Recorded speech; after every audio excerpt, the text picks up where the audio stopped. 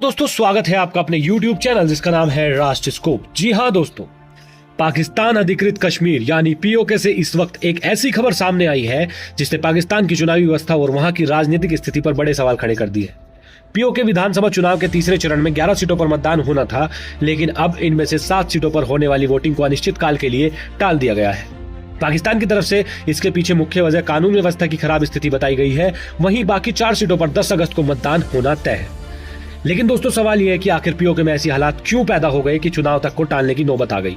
दरअसल पीओके में पिछले काफी समय से लोगों के बीच असंतोष बढ़ रहा है। बिजली, महंगाई, जरूरी सुविधाएं, सरकारी खर्च और राजनीतिक प्रतिनिधित्व जैसे मुद्दों को लेकर वहां लगातार विरोध प्रदर्शन देखने को मिले हैं। लोगों की मांग है कि उन्हें अपनी राजनीतिक व्यवस्था और अपने प्रतिनिधियों को लेकर ज्यादा अधिकार मिले। यह विरोध सिर्फ सोशल मीडिया या कुछ छोटे समूह तक सीमित नहीं रहा, बल्कि सड़कों पर बड़े प्रदर्शनों और रैलियों तक पहुंच चुका है।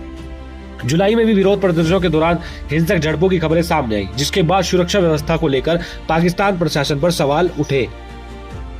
अब जरा इस पूरी कहानी को समझिए। पाकिस्तान के लिए चुनाव सिर्फ सरकार बनाने की प्रक्रिया नहीं है। पीओके की राजनीतिक व्यवस्था को पाकिस्तान लंबे समय से दुनिया के सामने एक अलग और स्वायत्त व्यवस्था के तौर पर पेश करता रहा है।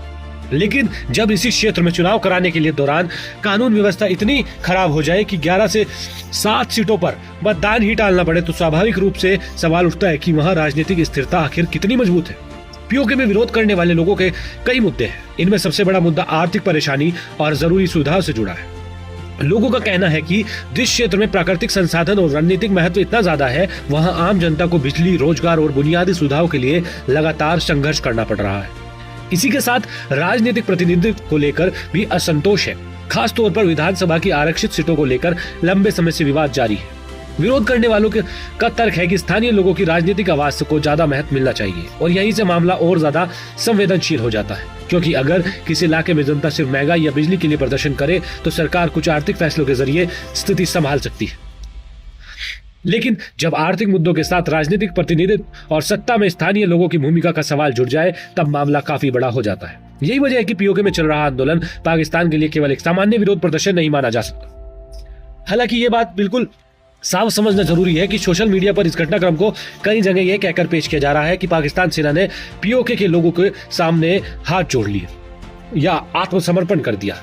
लेकिन आधिकारिक तौर पर ऐसा कोई आत्मसमर्पण या हाथ नहीं जोड़े गए, इसलिए इस खबर को सेना के हाथ जोड़ने के तौर पर पेश करना सही नहीं होगा। हाँ, यह जरूर कहा जा सकता है कि जनता के विरोध और सुरक्षा संबंधी चिंताओं का असर इतना पड़ा है कि चुनावी प्रक्रिया के तीसरे चरण को 11 में से 7 सीटों पर मतदान को रोकना पड़ गया, और यह अपने आप में पाकिस्तान के लिए एक बहुत बड़ा झटका है।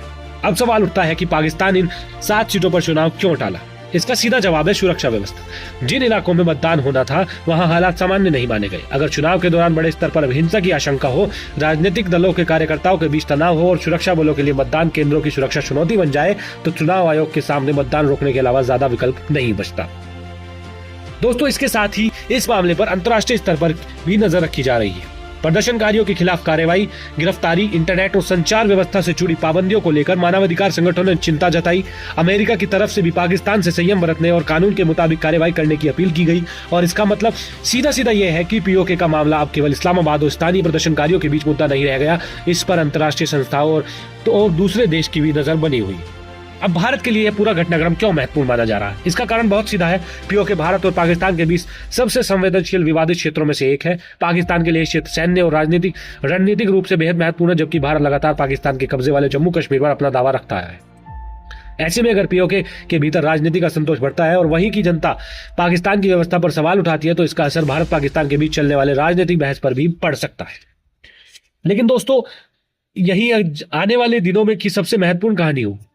अगर हालात शांत होते हैं और बाकी सीटों पर चुनाव दोबारा कराया जाता है, तो पाकिस्तान यह दिखाने की कोशिश करेगा कि उसने स्थिति को नियंत्रित कर लिया।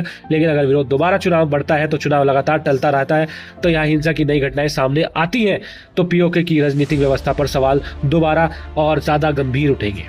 इस बुरे घटनाक्रम को इसलिए भी महत्वपूर्ण माना जा रहा है क्योंकि यहाँ लड़ाई केवल एक चुनाव की नहीं। एक तरफ पाकिस्तान अपनी राजनीतिक और प्रशासनिक व्यवस्था को बनाए रखना चाहता है, तो दूसरी तरफ पीओके में बड़ी संख्या में लोग आर्थिक समस्याओं, सुविधाएं और राजनीतिक प्रतिनिधित्व को लेकर अपनी आवाज उठा रहे हैं। अगर इन दोनों के बीच का अंतर लगातार बढ़ता गया, तो आने वाले समय में इस क्षेत्र में राजनीतिक अस्थिरता और बढ़ सकती है। अब दोस्तों, देखना यह होगा कि पाकिस्तान आने वाले दिनों में इन 7 सीटों पर चुनाव कैसे कराता है। क्या वहाँ के प्रदर्शन शांत होते हैं या और स्थानीय लोगों की राजनीतिक मांगों को कोई समाधान भी निकलता है? क्योंकि अगर यह असंतोष लगातार बढ़ता है तो पीओके पाकिस्तान के लिए केवल एक चुनावी चुनौती नहीं रहेगा बल्कि एक बड़ा राजनीतिक और प्रशासनिक संकट बन सकता है। और सबसे बड़ा सवाल अब आपसे है, क्या पाकिस्तान पीओके में बढ़ते जन असंतोष का राजनीतिक तरीके से संभाल पाएगा या फिर यह आंदोलन आने वाले समय में इस्लामाबाद के लिए और बड़ी चुनौती बन जाएगा? दोस्तों क्या राय है आपकी, कमेंट में जरूर बताइए। मिलते हैं अगले अपडेट के साथ, तब तक के लिए जय हिंद, जय